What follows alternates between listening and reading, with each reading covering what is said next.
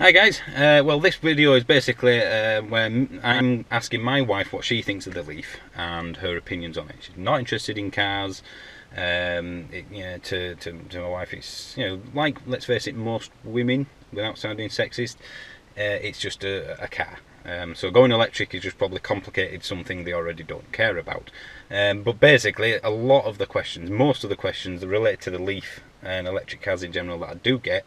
I'm thinking about getting one for my wife, but she's not certain, or I want one, but my wife doesn't know whether or not it's worth it, because there are differences between owning it. So I've done this to kind of answer some of those questions, and hopefully your other half will believe my other half more than they'll believe me, because let's face it, it's coming from a non-interested person. If someone who doesn't, or isn't bothered about cars in general, says, I love electric cars, then it might help you persuade them to actually go down the electric route.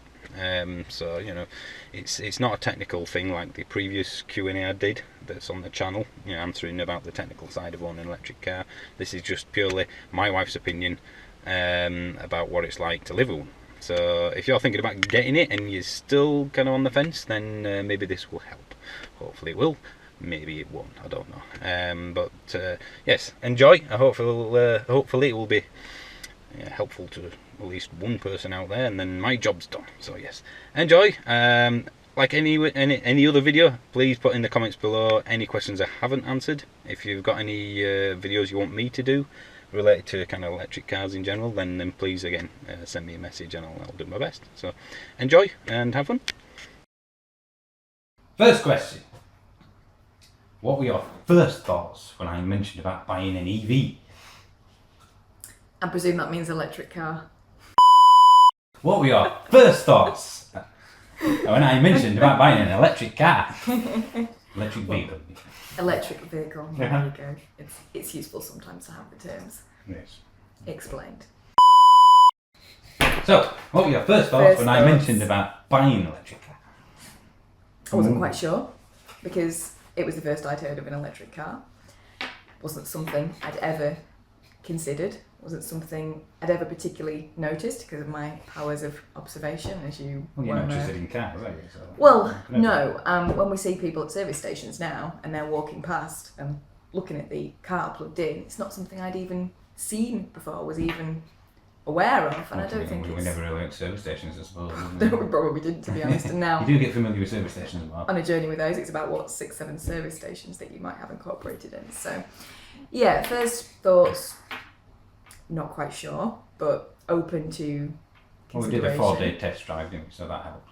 That was the key thing. Because as soon as I actually got behind the wheel and tried driving it and thought, yeah, this is something nice and smooth and different and quiet and easy to use. There's nothing complicated. You did seem to have a bit of... you were unsure about the fact that you'd have to get used to getting home from work when it says 15% left or something. Yeah, and that's still one of the concerns that I would have, and the plugging in and making sure that you got somewhere where you can stop off. But doing a test drive, yeah, I thought it was... Well, you always, as soon as it got near quarter petrol, you always had to fill it up again, didn't you? So nearly arriving every day with 15-20% left, obviously. Getting a little bit more used to that. But I know that when it's got 15, it can still do at least another 10-15 miles probably. Oh yeah. Well, we have two cars, the little diesel Fiesta and the Leaf, of course. So both are ready to use, and you need to go to work. Which will you take? It will be the Leaf. Every time? Yeah, it would be, definitely. I have to check with you first of all that there is enough on there. So when you say ready to use, I would want it to be at least 65. Wait. For those that don't know, I come home from work. As soon as I come home from, you go to work, so we can both use the same car. So obviously, if I use too much, then you'll have to use the other one. And you would say to me, "Oh, it's all right. It's on 50. It's fine." If it was summertime, I might say, "Yeah, okay, I could probably go with that one." But at this time of year, when it's colder, and it seems to use more. Well, the colder the battery is, the less efficient. Yes, exactly. So I find that I really need to be on 60, probably 60, 65 ideally. Yeah. Well, kind of the same questions before, really. If the cost was identical, so It costs us, but the Leaf is way cheaper to use than even the little diesel Fiesta. So if they were both exactly the same cost to run fuel-wise, you would still pick the Leaf. I would still pick the Leaf, yes. So it's kind of the same as last time. So when it comes to the journey to work, I know that as long as I've got enough percentage on it, that's fine. I can just do my journey and I can come back home. If it comes to doing a longer journey, then my leaning would be that would be the next question, really. Yes. When you go to your mum and dad's, which is a 68 mile each way, so there's enough to get there, but obviously you're going to have to charge at least once. Yeah. Now, it's not easy to charge at your mum and dad's, although it's possible, it's not easy. And there is a rapid charger at the service station just down the road from your mum and dad. Yes, and anyone who's seen Andy's videos yes, on yes. here will have seen I'll put a link to the video of your first solo charge. My first solo for those charge, that haven't seen it.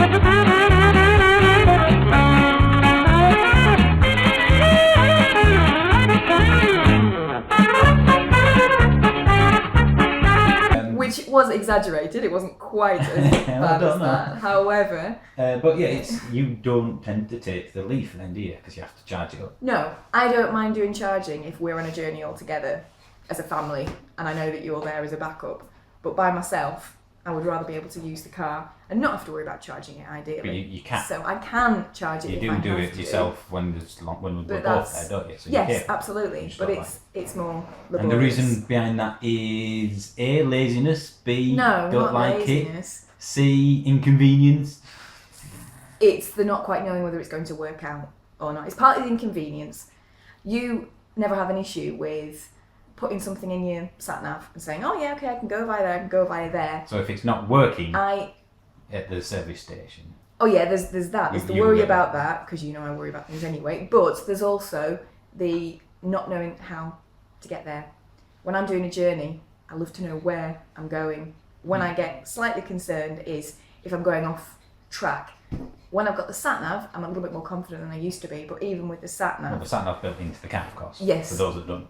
Even with the sat nav, I would still prefer to know where I'm going and think, okay, fair enough. If that service station is just there and it's just on the motorway, I can cope with stopping off But at if that you're one. going to your But if I parents, had to go off and say, oh, I might have to divert off and go to a Nissan garage somewhere in a town, then straight away I'm thinking about what traffic am I going to be encountering when I get into that town. Whereas you would just think, right, I'll just put that in then and we'll just do that.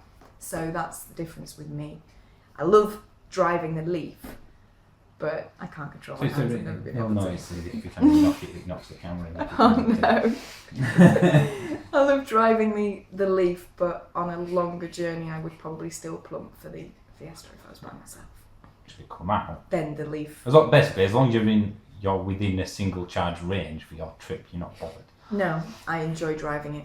I And like driving If it. your mum and dad had a charge point at their house, obviously, Yes. it would make things 10 times easier. Yes. So destination charge. So would you go to Yeah. the Trafford Centre, which you wouldn't I don't like strictly driving need to the Trafford Centre. No, but if you went there, they have charge points. For Yes, example. Would yeah. that bother you using a public charge point No.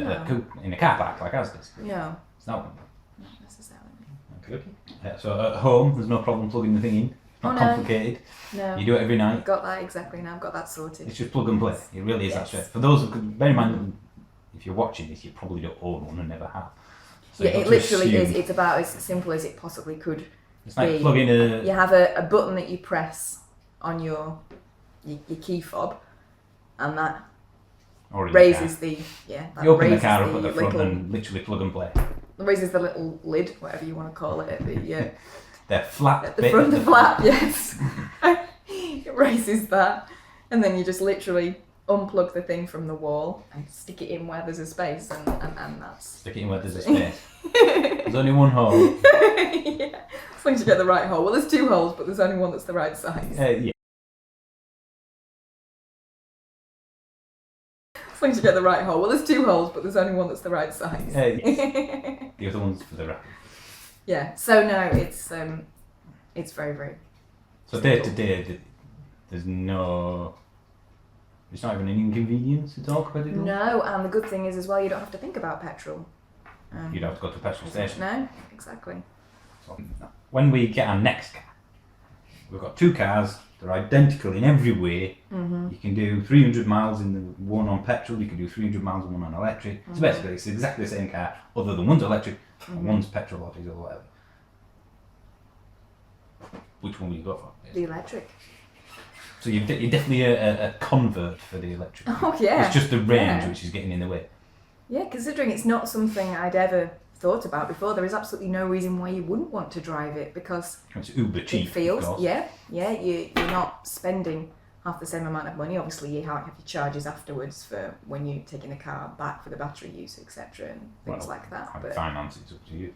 well, yeah, but the fact is, it's a nice drive. Being able to drive in the automatic, you know that when you're getting to a roundabout, you're not so worried about having to. You've driven slow automatic. down. We had the Fabia VRS was an auto DSG, so that was an automatic. The electric Leaf, which granted is not something you probably care about, doesn't have any gears, so that it's not even an automatic because there are no gears. But you've driven an automatic petrol. Yes, and I quite like it. Any difference between the auto petrol, if you remember? Because obviously it was changing gear, it was just doing it for you. Whereas this, because there is no gears, it's even smoother than. Yeah, I suppose it is just. I mean, it's hard to remember exactly, but it probably is just the transition between gears. Like you say, you just don't really notice it because there isn't really. You're either driving or you're not driving, and I don't tend to use it in the higher speed range now, the faster range, because I'm normally thinking about the percentage. But that's quite good as well to be able to change it, and all of a sudden you've got the power. The fact it's saying you've got 40% left in your face on the dashboard, even though you know you can easily get on no matter what. Does it? Are you deliberately driving economically, or does it just? Oh no! Does it make it because it's always in your face, isn't it? Really? Yes, it is. It does affect you, but I know for a fact that it's not a problem. If I'm heading towards the 20% mark, then yes, I might be driving a little bit more carefully if I'm nearly back home. But I tend to find that I'll drive more in the eco mode anyway when I'm going to work. Just unless it's a particular day and I know that there's 100%. Well, if you got 40% and you're 10 miles from home, you can practically what you want. To be honest, I've actually forgotten about that button recently. Of late, I've just been using the in eco mode because I've forgotten about the fact that I can change it into the other mode. Oh yes, for those that don't know, the eco mode basically limits the maximum power and you still get a the regeneration. Turn that off. It's a much get quicker accelerating car, obviously. And you still get a good speed increase on the fine. eco mode, but I've forgotten, to be honest, about the other one for there you quite go. a while. So yes, maybe tomorrow I'll be trying that one out again. Do you find it's changed your driving in the normal car? Do you drive more economically in that? No, that's all I found, that sometimes I have to remember that I do actually have gears to use. I've said that to you, haven't I? That I've come to a mini roundabout. Why is it doing that? Oh yeah, I've got to change my gear because I'm used to being in the other car when you don't have to change the gear. And then in the same way, I've sat in the Leaf and got to a roundabout and thought, hold on a minute, I need to look for my gears. But then, oh no, there's no gears. So it's adjusting between the two cars, but most of the time it's relatively easy to do. I suppose we've kind of already answered this in what you've said, but would you recommend any of your friends, or as this is aimed at the female audience, women to get an electric car? Because the reason I'm doing this, which I'll say at the introduction, but I haven't said it to you, is because most of the questions I get are from blokes saying, I'm thinking about getting one for my wife, or I want one but my wife's not certain, which is why I'm interviewing you. So if someone asks on YouTube, a woman says, well, my husband wants me to get one of these, would you say yes? No? Yes, I'd say why wouldn't you? The positives outweigh the negatives. So there's no real difference. I mean, driving the same. Especially, yeah. There's no driving's difference. better. It's like driving an automatic car, basically. I prefer driving that to the Fiesta.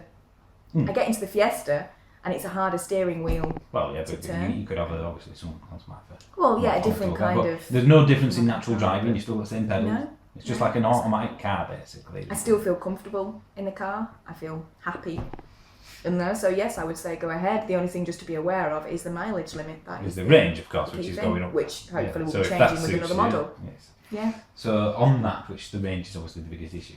If we have two cars, as we said. If we only had one car, would we have a Leaf? As it stands right now, no. With the mileage that we've got, if it was just the one car. So basically, we do too much in a day. Sometimes 100 miles in a day. I would prefer to have a petrol or a diesel right now. However, if there was something like a 180 mile range on it, or even better, a 300 mile range on it, then yes, I would pick that one. But as a right now. Right now, I would Leaf, say no. Because I could get home and you could get to work. So, as a second car or as a... As a second car, if it's you've perfect. got another car. Yeah. Oh, what don't you like? There must be something negative other than the range about the car from a just day-to-day perspective, not necessarily, is there something that you don't like about the car that other than the range you've got? No, there isn't really. No? Stupid headlights, complicated controls, nothing like that? I have one issue with that car which gets on my nerves every time, and it's the reversing camera. Anytime it rains, the reversing camera looks like you've got cataracts. It's all blurry. I must admit, that is the only thing. Going back into the drive, because obviously you've got the camera, haven't you, and I rely on that to be able to see the thing. Going back into the drive, I couldn't see anything the past couple of times when I was going in, so I was a little bit more concerned about what I may or may not be hitting. So that's the only thing. It does. Because there's no sensors, is there? It's all on the camera. I hadn't thought about that. I prefer But sensors. in general, there's not much that springs to mind when I think of bad things about the car. It's been a good buy. So if the range suits you, there's no reason. No. Financially, it was no more expensive than any other car that we looked at. No, New car, of course. And I wasn't even sure about the colour first of all. Hey, we'll do the jokey thing about women and colour of cars. Do you like the colour of the car? I wasn't sure about the colour of the car, but I love it now. It's very distinctive. But you can get I like different the colours, grey. of course. Yes, of course you can do. But yeah. Oh, there you go then. So, women love it. You know someone that has a Leaf as well, don't you? Oh yes, yeah, one of my good friends. And they like it. Who lives locally, she really likes it. Yeah, they have that and a motorhome, and that's their main car, the Leaf actually. But yes, she has no issues with it. She's had it for probably a year longer than we've had it. There you go. So there you go. A female perspective on electric cars. There you go. So anything you would like to add? No, just to say that there's no reason why you shouldn't try it.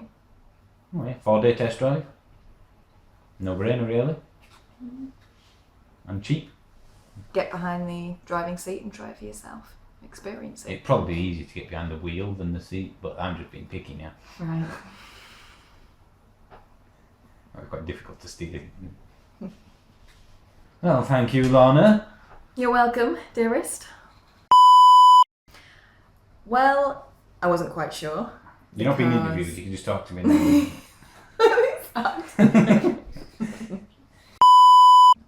Right. Are you ready? Ready as I'm ever going to be. So why don't we just start talking as if we're just having a random conversation? because Okay, then. that's- So, like me and you just talking now, with two cameras pointing at us. There you go, exactly. Yes. I feel like I should be doing the stage. This isn't on, is it now? Well, it's all been recorded, yeah. Alright. We can go in the outtakes. Thanks for watching, guys. Hope you enjoyed that. There are loads of other videos related to electric cars, dash cams, that sort of thing in general in my channel, so please have a look. If you've got any comments or you want me to do a specific video related to electric cars, then please put them in the comments below or send me a message, and see you next time.